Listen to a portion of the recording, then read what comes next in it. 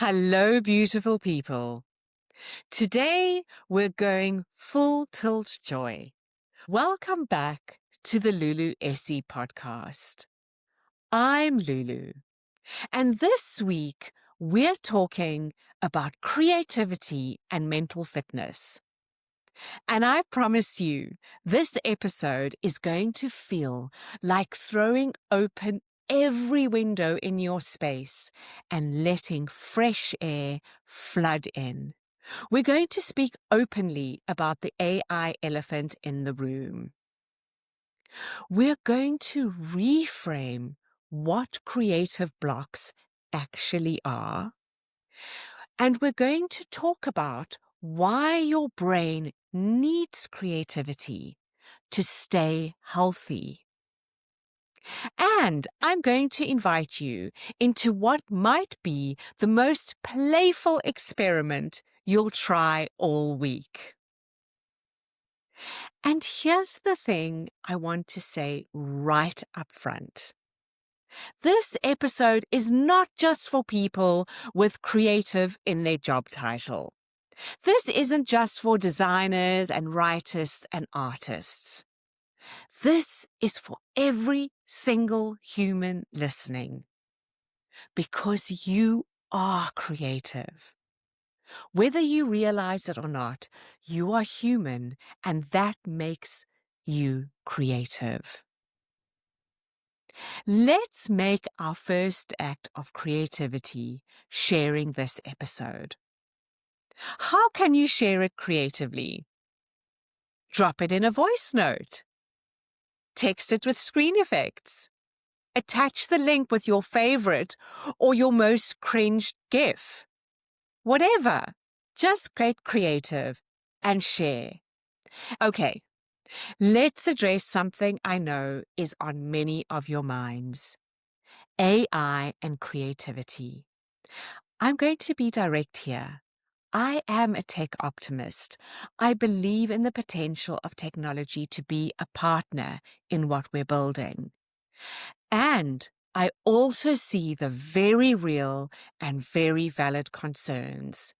The anxiety around job security, the questions about safety and policy, and the real financial implications. Those are legitimate and they deserve serious conversation.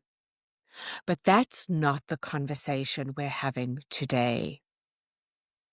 Because that conversation needs time. It needs research and people far more informed than me. It probably needs its own series of episodes. Today, I'm talking about something much more fundamental. What makes us human in the age of AI? And for the sake of my own mental fitness, here's the approach I've chosen, and I'm inviting you to consider it with me. I've decided to treat AI as a partnership, as a collaboration, not as a replacement. Because here's what I keep coming back to. AI is task-orientated. We are not. AI needs us to exist. We do not need AI to be. Stay with me on this. AI can handle tasks brilliantly, efficiently, faster than we ever could. But we get to focus on something it can never, ever do. Being is our superpower. Consciousness, presence, the ability to be moved by a sunset, to notice beauty in a crack in the sidewalk, to create meaning out of chaos, to feel what it's like to be alive in a body on a Tuesday afternoon, the ability to just be. That's ours. That belongs to us. We exist well beyond our tasks. We get to be. That's it. Just be. So when I think about creativity in the age of AI, I choose not to focus on competition. I focus on collaboration. I think about what becomes possible when we're freed up from some of our tasks so that we get to focus more fully on the things that only we can do.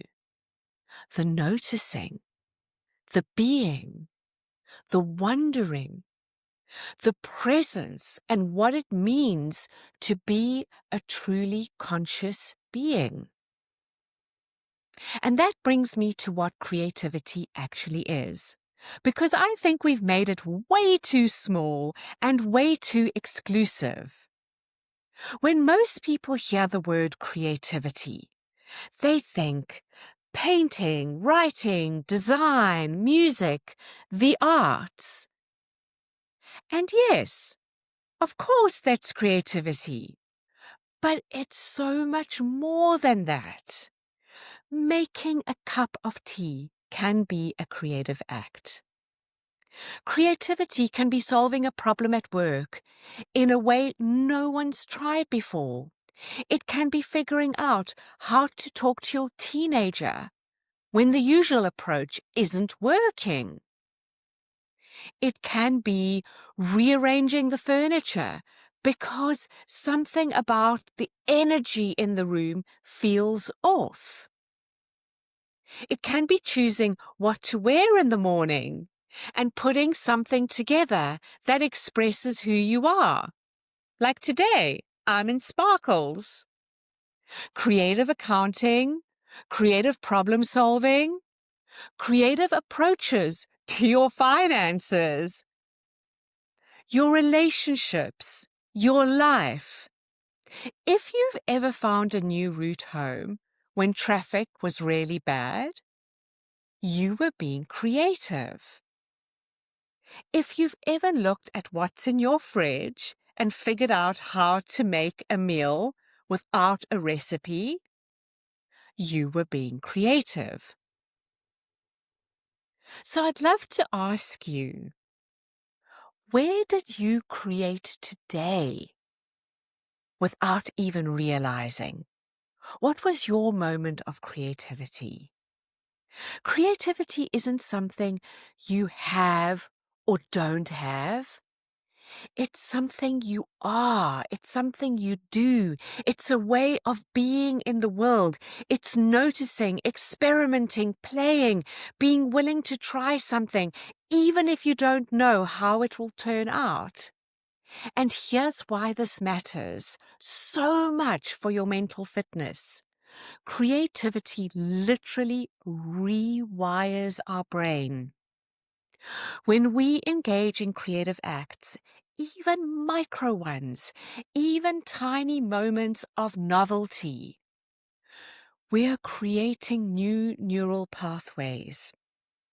We're teaching our brains to be flexible instead of rigid. We're practicing adaptability and we're building resilience. And this is how we stay mentally fit. And it's a really effective way for people to manage anxiety. Martha Beck, and if you're not familiar with her work, I really encourage you to explore it. Martha talks about creativity as a balm for anxiety. She focuses on what happens when you get busy with your hands and actually create something. And what she understands and explains in her work is that when we're in creative flow, even for moments, anxiety cannot hold the same grip on us. The brain shifts. It moves out of the threat response mode into curiosity, exploration, possibility. So creativity isn't a luxury. It's not something you get to do only after you've finished your to-do list. It acts like actual medicine. It's maintenance for our mental fitness. It's how we stay alive, available, and open to life. So why don't we do it more? Let's talk about that. Let's focus now on creative blocks and how to overcome them. Because I think most, not all, but most of what we call blocks aren't blocks at all. They're perfectionism wearing a disguise. Here's what I mean when I say that. When you say I'm blocked, what you often mean is I'm afraid. Afraid of being bad, afraid of wasting time, afraid of not having something to show for it at the end, afraid of being judged by others, but mostly by myself. I'm afraid it won't be good enough, that I'm not good enough. So, we don't start. We put it off. We stay stuck. We don't try. We wait for the perfect idea, the perfect conditions, the perfect moment when we'll magically know exactly what to do. And that moment never comes because it doesn't exist. This is what happens when we're disconnected from self-love and play. We start performing instead of creating. We start asking, is this good enough? Is this worth something? What will people think? Instead of just being present with the act itself and letting curiosity take you on an adventure. And that kind of thinking, that rigidity I spoke about, is the opposite of mental fitness. Mental fitness is flexibility. It's being able to adapt, to try, to fail, to try again, to not know, to be okay with mess and imperfection and the process itself. Curiosity is so good for our mental fitness. But many of us have forgotten how to be curious, to try without knowing the outcome, to explore, to play. You don't always have to ask ChatGPT for the answer before you try. Let me give you an example of play from my own life. I was in Portugal last week for work, and there was supposed to be this cyclone coming. I think it was supposed to be a hurricane, actually. And then it died down. But on my final night there, just before nightfall, I went outside. It was windy, and the sky was extraordinary. It was so moody, dark, heavy with clouds. But there were these shafts of light breaking through, like the sky was cracking open just enough to let hope in. And I took a photo. And I've been holding on to that photo because it felt like a representation of everything. No matter how dark and moody things get, there's always light breaking through. Just like we spoke about last week, cracks where the light comes in. Now, I do not consider myself a photographer. I have thousands of photos on my phone. Thousands. Mostly from Central Park, where I walk almost every day. Sunset, trees, light on water. And I'm not good at it. I don't feel like I have a particularly gifted eye when it comes to photography. I'm not trained. I don't even know what half the settings on my camera do. But in those moments where I'm capturing light, when I'm noticing the way the world is showing up, I'm completely lost in the best way. There's no performance, there's no product, there's no, is this good enough? There's just presence. Just me and the light and the moment. I don't post the photos on social media. I do send them relentlessly to my partner because I just want to share the beauty that I get to see. That's what I mean when I say creativity isn't about making something good. It's about staying awake to wonder. It's about letting yourself be moved and responding to that. That's it. It's about allowing yourself to feel awe. When was the last time you were truly awed by something? A tree, a bird, the light, the leaves, the sky. And I've been thinking a lot about play lately. And maybe it's because we don't seem to play anymore. Play seems to be reserved for children. And yet adults, we need playtime too. But nobody has time to play. And it's seen as unimportant, so unproductive, completely frivolous, and irresponsible, especially when there are so many important adult things to do and get done. I grew up in a household that was radically emotionally complicated. And I say this in a very intentional, euphemistic way. There was a lot of trauma stuff going on. A lot of stuff we didn't talk about, a lot of fear, and a shit ton of pain. But we had these moments. We called them pile-ups. My mum would lie down on the bed, and then my 3 brothers would pile on top of her, one by one, and then they'd call for me. Baby Ellie! Baby Ellie!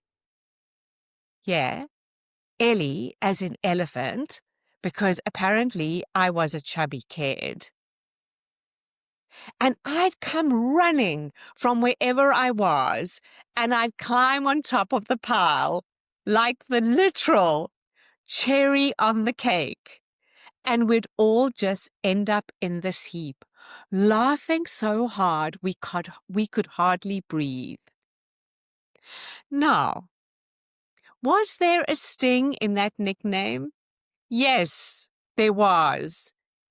And it stayed with me, obviously, because I'm telling you about it now.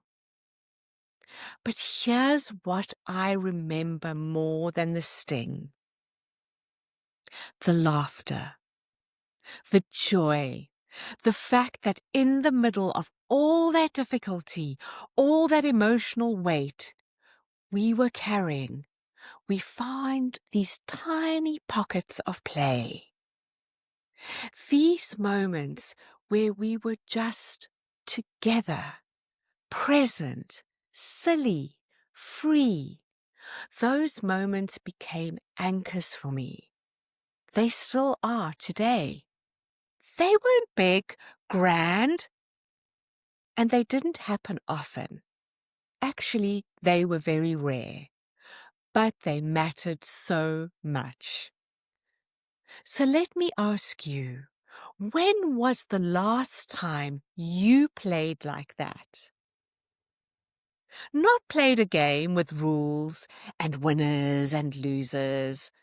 Not entertained yourself with a screen or numbed yourself with alcohol, gummies, or substances. But really played.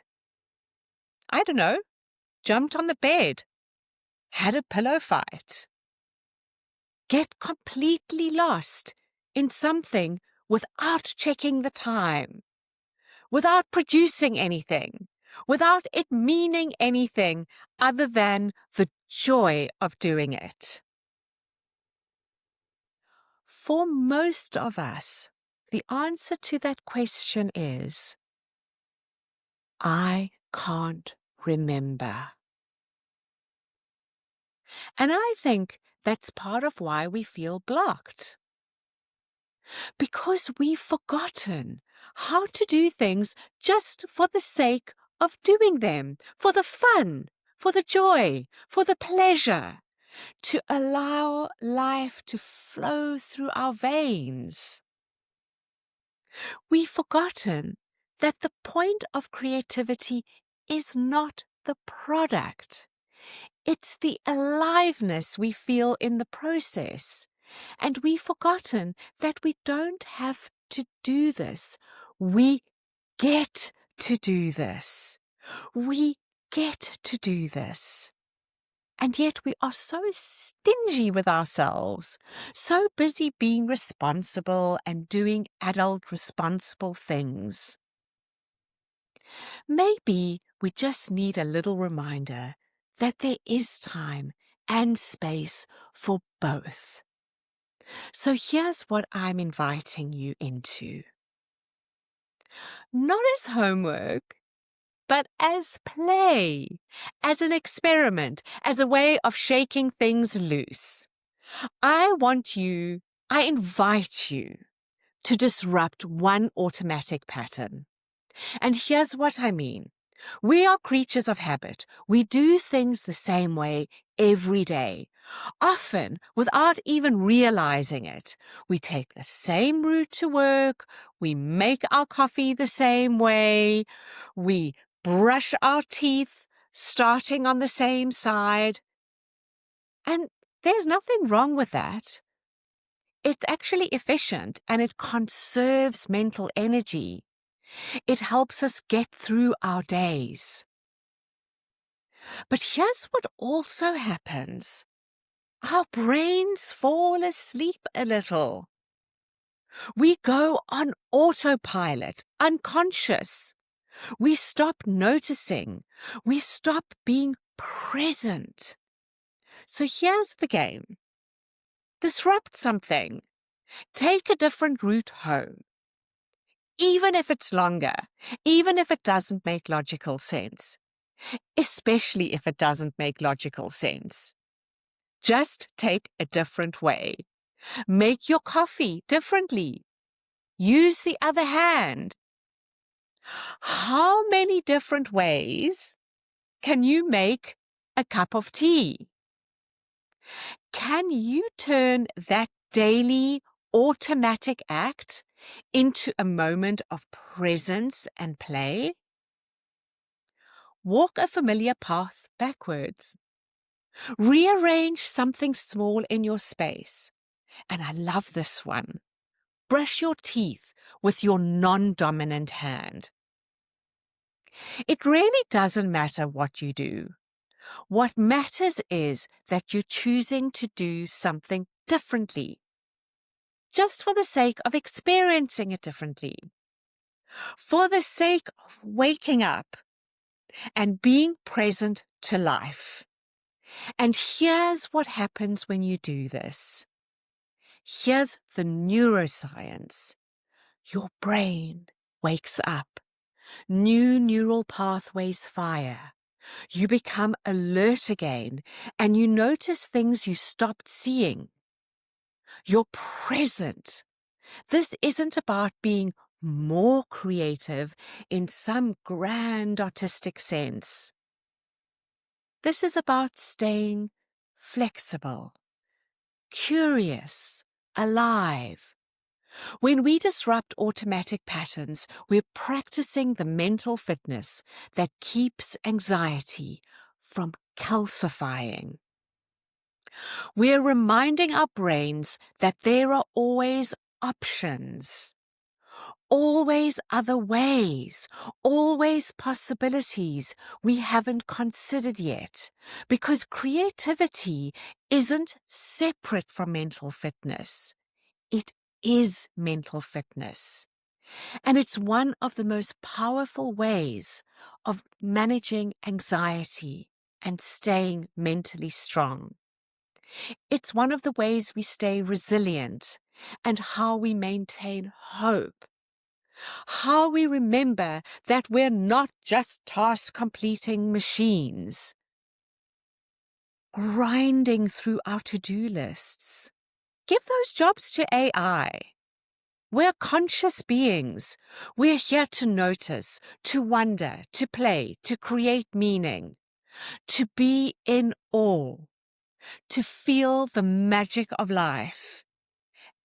And I think we all need a little bit of magic now, more than ever before. We need a little bit of hope. And whether AI changes your creative landscape or not, whether the world speeds up or slows down, whether things feel uncertain or certain, your consciousness, your ability to be present, to play, to notice, to be moved, to feel awe, to be curious, that is irreplaceable. That's yours. That will always be yours. Before we wrap up, I'd love to chat about something that's been on my mind and my heart. I can see that you're engaging with this content, and that means the world to me. Probably more than you will ever know. And at the same time, I don't hear from you in the comments. And I've been really curious about that.